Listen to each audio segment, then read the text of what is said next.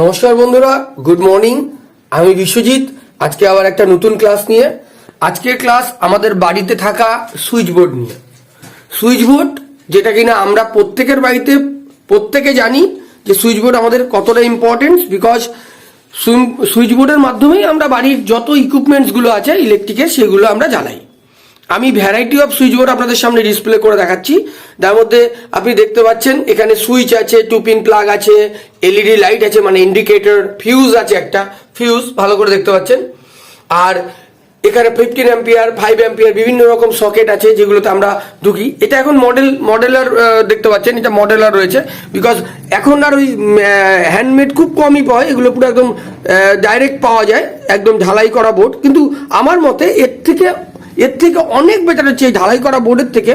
Regulator রয়েছে, আপনি MCB দেখতে পাচ্ছেন, মাস্টার সুইচ কন্ট্রোল। তো এই এমসিবি বা এই ঢালাই বোর্ডের থেকে অনেক বেটার হচ্ছে আমরা যদি হাতে এই বোর্ডগুলো বানিয়ে নিই, কারণ এগুলো লংজিভিটি অনেক বেশি। তো বন্ধুরা, এই সুইচ বোর্ডের বাড়িতে টুকটাক প্রবলেম হলে আমাদের মিস্ত্রির দরকার হয়, এবং মিস্ত্রি এসে আমাদের একটা বিল করে, এবং আমাদের নলেজ থাকা সত্ত্বেও, আমরা পড়াশোনা জানা সত্ত্বেও বেসিক জ্ঞানটুকু আমাদের মধ্যে থাকে না। তো বন্ধুরা, এই সুইচ বোর্ড কিসের ওপরে কাজ করে? অ্যাকচুয়ালি সুইচ বোর্ড কাজ করে আমাদের ইলেকট্রিকের ওপরে। ইলেকট্রিক মানে আমাদের কারেন্ট সিস্টেম, যেটাকে আমরা সাধারণ ভাষায় কারেন্ট বলি। সবার আগে বুঝতে হবে, একটুখানি ছোট্ট থিওরি আমরা পড়ে নেবো কারেন্টের ব্যাপারে। কারেন্টটা কি? কারেন্ট হচ্ছে একটা এনার্জি যেটা কিনা আমাদের লাইট প্রদান করে, আমাদের বিভিন্ন ইলেকট্রনিক্স ইকুইপমেন্টগুলোকে চালায়। তো আমি দেখুন একটা কথা বললাম, ইলেকট্রিক আর ইলেকট্রনিক্স। তো ইলেকট্রিক দিয়ে ইলেকট্রনিক্স ইকুইপমেন্ট চলে। তো এটা দুটো সেগমেন্ট, ইলেকট্রিকের মানে আমাদের বিদ্যুতেরই দুটো সেগমেন্ট। সেখান থেকে দাঁড়িয়ে আমি একটা কথা আপনাদের পুরো ক্লিয়ার করে বুঝিয়ে দিই যে আমাদের বাড়িতে যে ইলেকট্রিক চলে, যেটা বিদ্যুৎ পরিবহন বলি আমরা, সেটা ডোমেস্টিক লাইনে 220 to 240 মানে এই ভোল্টেজটাই কাজ করে।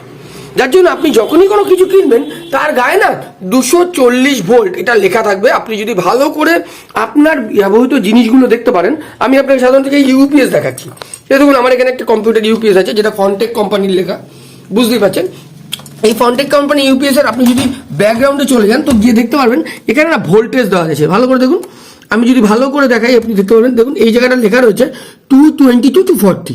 তো বন্ধুরা, আমাদের বাড়ির জন্য সবসময় ভালো হয় 240 220 এরকম ভোল্টেজ। তো বন্ধুরা, আজকে আমরা একটা ইলেকট্রিক বোর্ড দেখাবো। আমার ছাত্র সচিন রয়েছে আমার সাথে, আমাদের একটা ইলেকট্রিক্যাল ক্লাসের জন্য, যেখানে আপনার একটা বোর্ড নিয়ে আজকে আমরা বসেছি।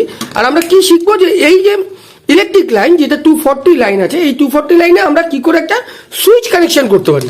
সুইচ কানেকশন মিন দ্যাট যে একটা লাইনকে ট্যাপ করা, অর্থাৎ কিন্তু একটা লাইনের মধ্যে একটা রোধ সৃষ্টি করা, রেজিস্ট্যান্স সৃষ্টি করা, যেটা আমাদের ইচ্ছা মতো আমরা সুইচ অর্থাৎ কিনা অন অফের ব্যবস্থা করতে পারি। তো ব্যাপার, সবার আগে অন অফের ব্যবস্থা করতে গেলে আমাকে জানতে হবে যে লাইনটা কিরকম। আমাদের যে 240 লাইন বললাম বাড়িতে বিদ্যুতিক লাইন, সেই বিদ্যুতিক লাইনে আমরা দেখতে পারি সবসময় মেইনলি না দুটো কানেকশন থাকে, একটা নেগেটিভ একটা পজিটিভ। এই নেগেটিভ আর পজিটিভ বুঝতে হবে। একটা নেগেটিভ অর্থাৎ কিনা যার মধ্যে আমাদের আর্থিং কানেকশন থাকে, আর পজিটিভ কানেকশন, এই দুটো জিনিস না হলে কোনো ইকুইপমেন্টই চলবে না। কারণ নেগেটিভ আর পজিটিভ চলবে। সারা বিশ্বেও আমাদের প্যাল সিস্টেমে চলে, প্যাল মানে ইউএসএ এত উন্নত হওয়ার পরেও তারা ইলেকট্রিকের শুধুমাত্র এই নেগেটিভ পজিটিভ দুটোকেই তৈরি করতে হয় তাদেরকেও। শুধুমাত্র আমাদের বিশ্বের মধ্যে জাপান ছিল যে কিনা শুধুমাত্র ডিসি লাইন ডাইরেক্ট তৈরি করতে পারে। ডিসি লাইন কি স্যার, কি বলছেন? ডিসি লাইন মানে ডাইরেক্ট কারেন্ট, আর এসি লাইন মানে অল্টারনেটিভ কারেন্ট। দেখবেন আমাদের বাড়িতে সব এসি চলে, যার জন্য এসি ভোল্টেজ বলা হয়। তো অল্টারনেটিভ কারেন্টে আমাদের, আমি এত ডিটেলসে এখন ঢুকবো না, আমি ছোট্ট করে বলি সুইচ কানেকশন। সুইচ কানেকশন সাধারণত আমরা বন্ধুরা মেন কানেকশনের উপরে করি, অর্থাৎ কিনা আমরা যদি আমাদের টেস্টারের মাধ্যমে, এই যে টেস্টার দেখতে পাচ্ছেন, এই টেস্টারটা আমি নিয়ে একদিন একটা ক্লাস করাবো যে টেস্টার কি করে হাতে বানানো সম্ভব। তো আমি টেস্টার দিয়ে যদি আমি আমার এখানে যদি ভোল্টেজ ধরে, দেখুন একটাতে লাইট জ্বলছে, দেখতে পারেন বন্ধুরা, এই যে লাইট জ্বলছে। আমি যদি ছড়িয়ে দিই, দেখুন লাইট অফ, আবার দেখুন দিচ্ছে, দেখুন লাইট জ্বলছে। তো বন্ধুরা, একটা লাইট জ্বলছে, একটা লাইট জ্বলছে না। যেটা লাইট জ্বলছে না সেটা হচ্ছে নেগেটিভ কানেকশন, আর যেটা লাইট জ্বলছে সেটা হচ্ছে পজিটিভ কানেকশন। সুতরাং আমাদের বাড়িতে ভোল্টেজের যে পজিটিভ কানেকশনের জায়গা রয়েছে, সেই পজিটিভ কানেকশনের জায়গায় আমরা ট্যাপ করবো একটা লাইন। ট্যাপ করার সিস্টেম কি না, একটি লাইন যখন আমাদের এখানে আসলো, দেখুন এখানে দুটো লাইন ঢুকিয়েছি আমি ব্ল্যাক লাইন দিয়ে, আর এখানে কি আছে, 3টে 5 পিন সকেট আর 3টে সুইচ। বন্ধুরা, এই 5 5 পিন প্রত্যেকটা সকেটের জন্য প্রত্যেকটা সুইচ কানেক্ট আছে।